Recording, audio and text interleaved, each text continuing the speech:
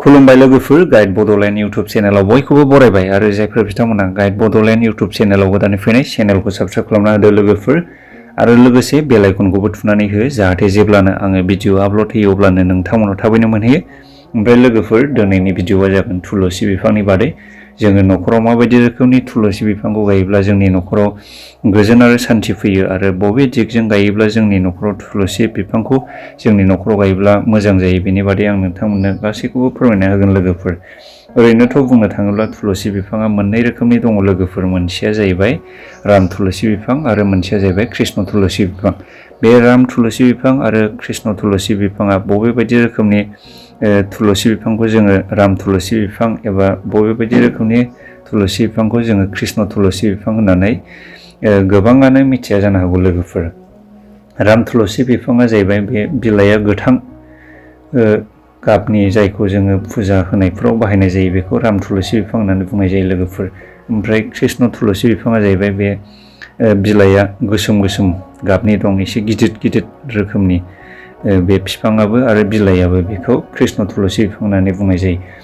आसलथे जोङो कृष्ण थुलसि बिफांखौ बांसिन बाहायनाय जाया लोगोफोर। बे राम थुलसि बिफां जायखौ जोङो फुजा होनायफ्राव बाहायनाय जायो, जायनि बिलाइया गोथां गाबनि, बेखौसो जोङो बांसिन फुजा होनायफ्राव बाहायनायखौ जोङो नुनो मोननाय जायो। ओमफ्राय बे थुलसि बिफांखौ जोङो शास्त्रआव फोरमायनाय बायदिब्ला बृन्दा होननानैबो मिथिनाय जायो लोगोफोर। थुलसि बिफांखौ एबा थुलसि बिफाङाव बिमा लक्ष्मी आरो बाबा बिष्णुआ जायगा लानानै जिरायनानै थायो होननानैबो जोंनि शास्त्र बिजाबफ्राव फोरमायनानै होनाय दङ। आरो बे थुलसि बिफांखौ जोङो कार्तिक मासनि एकादशियाव जुलि जायो होननानैबो शास्त्रनि गेजेरजों मिथिनानै मोननाय जादों लोगोफोर। ओमफ्राय बेनि अनगायैबो जोङो बे थुलसि बिफांखौ बबे दिगजों गायोब्ला जोंनि न'खराव गोजोन आरो सान्थि फैयो होननानै बुङोब्ला, जायफोर बिफाङा थुलसि बिफांखौ साहा सानजा खनाजों गायो बेनि न'खराव बिमा लक्ष्मी आरो बाबा बिष्णुआ जायगा लानानै जिरायनानै थायो होननानैबो जोङो फोथायनाय जायो लोगोफोर। आरो जायफोर बिथांमोना थुलसि बिफांखौ साहा दिगजों गायो, साहा दिगजों गायोब्लाबो थुलसि बिफांनि थाखाय मोजां जायो होननानै फोथायनाय जायो।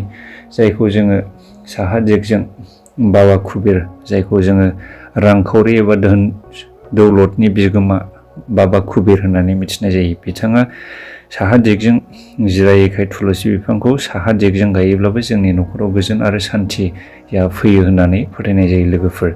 ओमफ्राय सोनाबहा दिगजों गायोब्ला थुलसि बिफांखौ जोङो न'खरनि सोनाबहा दिगजों गायोब्ला जोंनि न'खराव गाज्रि जेंना जेंसि एबा जाथावै जाथायफोरा न'खराव सोमजियो होननानै फोथायनाय जायो।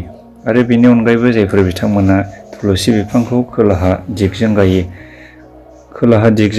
न'खरनि खोलाहा दिगजों गायोब्ला थुलसि बिफांखौ न'खरावहाय गाज्रि नोजोर एबा गाज्रि जेंना जेंसि एबा खैदां खैफोदा न'खराव साग्लोबनानै फैयो होननानै फोथायनाय जायो लोगोफोर। मानोना जोङो खोलाहा दिगखौ जोंनि हिन्दु धर्म एबा ब्रह्म धर्म एबा जायखौ जोङो बाथौ धर्म होननानै बुङो, बे गासै धर्मनि मानसिफोरानो खोलाहा दिगखौ जोङो मोजां नङा होननानै बांसिनानो फोथायखायो लोगोफोर। बेनि अनगायैबो नोंथांमोनाथ' गोबाङानो मिथिखागौ, थुलसि बिफांखौथ' लेथ्रा जायगा एबा बबेबा खिग्रा हासुग्रा जायगायाव गायोब्ला थुलसि बिफांनि थाखाय मोजां नङा होननानैथ' मिथिखायो लोगोफोर। बेखौथ' बुंलायनांगौनि गोनांथि गैला। बेनोसै लोगोफोर दिनैनि भिडिअनि आपडेटआ। आरो जायफोर बिथांमोना चेनेलाव गोदानै फैनाय, चेनेलखौ साबस्क्राइब खालामना होदो लोगोफोर आरो लोगोसे बेल आइकनखौबो थुनानै होबानो जाबाय, जाहाथे आङो जेब्लानो भिडिअ आपल'ड होयो अब्लानो नोंथांमोनाव थाबैनो मोनहैनायनि थाखाय। बेनोसै लोगोफोर दिनैनि भिडिअनि आपडेटआ।